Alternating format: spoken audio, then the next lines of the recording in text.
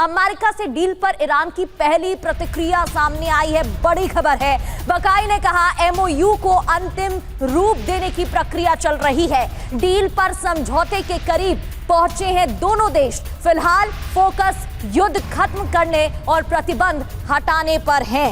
हालांकि उन्होंने New York times की रिपोर्ट के हवाले से जो दावे किए जा रहे हैं उस पर कोई बयान नहीं दिया है, लेकिन डील पर समझौते के करीब दोनों देश पहुंच रहे हैं और फिलहाल फोकस किस पर है?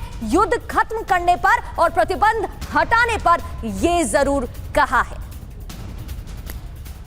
तो देखिए, ईरान की तरफ से ये पहला बयान सामने आया है न्यूयॉर्क टाइम्स की खबर के बाद, लेकिन इसमें कोई जिक्र नहीं किया गया है कि संवर्धित यूरेनियम को लेकर डील क्या हुई है। क्या वाकई संवर्धित यूरेनियम सौंपने के लिए अमेरिका को तैयार हो गया ईरान? कोई जवाब नहीं। ईरान अमेरिका डील को लेकर तस्नीम न्यूज की तरफ से देखिए क्या दावा किया गया है। यूरेनियम संवर्धन निलंबित नहीं होगा।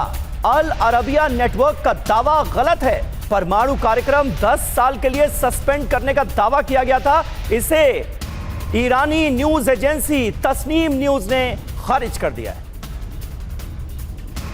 तो डील पर ईरान ने क्या कहा है? क्योंकि अमेरिका की तरफ से तो लगातार कई खबरें सामने आती हैं, लेकिन ईरान की तरफ से उस पर पुष्टि नहीं होती है, तो वो खबर गलत साबित हो जाती है। दोनों देश समझौते के करीब हैं, ये ईरान की तरफ से कहा गया है। वहीं एमओयू को अंतिम रूप दे रहे हैं, ये भी बकाई ने कहा। युद्ध खत्म करने पर फिलहाल फोकस है। जी हां, प्रतिबंध हटाने पर भी जोर है। जो तमाम तरह के सैंक्शंस ईरान पर लगे हुए हैं, जिसकी वजह से आज की तारीख में ईरान की यह हालत है। परमाणु पर बाद में बातचीत होगी, यह कुल मिलाकर ईरान का रुख हमेशा से रहा है। न्यूक्लियर प्रमुख एजेंडा नहीं है। 14 पॉइंट प्रस्ताव पर बातचीत मुमकिन है। 30 से 60 दिन में डिटेल समझौता होगा।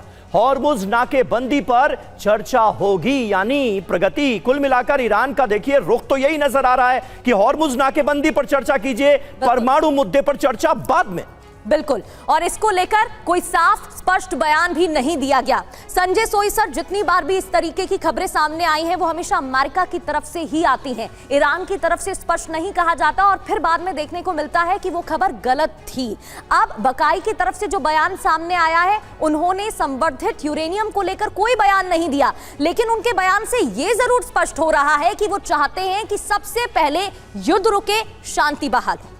देखिए प्रकृति जी, बिल्कुल आपने ठीक कहा कि पहले भी कई बार इस तरह के बयान आए हैं कि ईरान शांति के लिए छटपटा रहा है, शांति के लिए तैयार है, अगले 2 दिन में शांति हो जाएगी, और फिर कहीं नहीं होती और बातचीत वहीं की वहीं रह जाती है। कभी कहते कल अटैक हो जाएगा, फिर बाद में कहते बाकी लोग कह रहे सीज फायर कर लेंगे।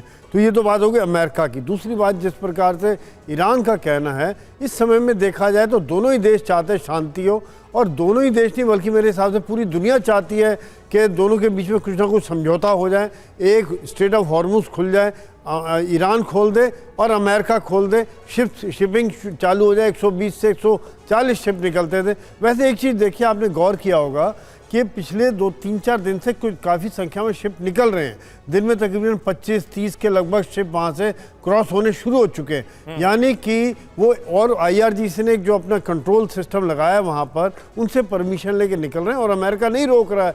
तो इसका मतलब कहीं ना कहीं पहले बिहाइंड द चैनल कुछ बातचीत शुरू हो चुकी थी, जिसको कि अब आगे बढ़ाने की उम्मीद है। और मेरे ख्याल से यहाँ पे सबसे पहले यही होगा, ब्लॉकेड हटाया जाएगा, हॉर्मुज में डील दी जाएगी, ईरान उसको थोड़ा कंट्रोल करते हुए भेजता रहेगा शिप, ताकि एक पहला स्टेप हो जाएगा भरोसा दिलाने के लिए। बाद में फिर न्यूक्लियर के ऊपर जैसी बात है, मेरे ख्याल से ईरान पहले भी तैयार था न्यूक्लियर पे बातचीत करने के लिए, लेकिन तभी अमेरिका ने हमला कर दिया था। तो पहले भी दे चुका है ईरान रशिया को यूरेनियम, जैसे आप बता रहे थे 2015 में 11 टन यूरेनियम उन्होंने भेजा है। तो ईरान, दूसरी बात यह कि देते भी हैं तो ईरान को क्षमता है, फिर बना लेंगे, इनके साइंटिस्ट है, नॉलेज है, ये फिर डेवलप कर लेंगे। तो मुझे लग रहा है ईरान शायद इतना ज़्यादा इसको नहीं देगा, अमेरिका को नहीं देगा, थर्ड कंट्री को देने। कुल मिलाकर वही ना बात है। कुल मिलाकर बात तो यही है कि अमेरिका के पास भी बताने को कुछ होना चाहिए ना, कि इतने दिनों तक जंग चली, ईरान पर इतने आक्रमण किए गए, हासिल क्या हुआ। तो वो एक सम्मानजनक एग्जिट पॉइंट तलाशते नजर भी डोनाल्ड ट्रंप आ रहे हैं, और ये पूरा न्यूक्लियर का मुद्दा जो है उसे उसी लिहाज से देखा जाना चाहिए।